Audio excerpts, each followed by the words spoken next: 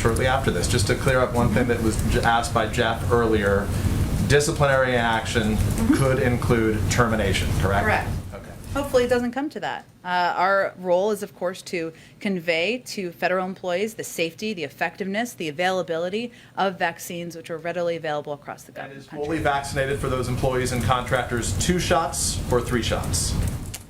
Well, at this point, I think we're working towards 2 shots. I'll check on that for you. Obviously, the boosters are not yet available, so in terms of the implementation, we're working at the stage right now. As the White House knows well, the president's poll numbers have dropped according to polls from a variety of different outlets right now. Do you acknowledge that the public now has some doubts about the president's handling of the virus? And is today's announcement in some ways an effort to try to right that?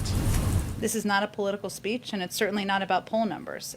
What we can acknowledge, and you've seen in a lot of these polls, is that the number 1 issue, number 2 issue, number 3 issue for many Americans is COVID and what we're doing. And we have done a lot of work over the last couple of months, even as we've had conversations and talked about a range of other issues, whether it's Afghanistan or Build Back Better or other issues in this room and in many forms of media we engage with. So it's an acknowledgement of that. I'll also note that in all of these polls, support for the president's handling of coronavirus continues to be the majority of the American public, and that hasn't changed. Go ahead.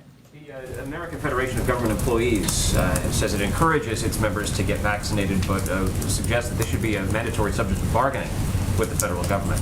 Why did the White House decide to move forward without consulting with that large public employee union?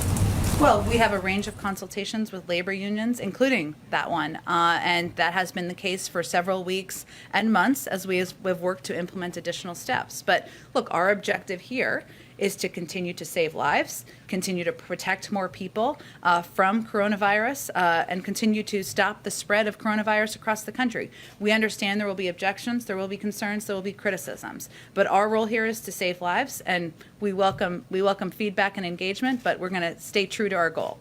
Can I ask you about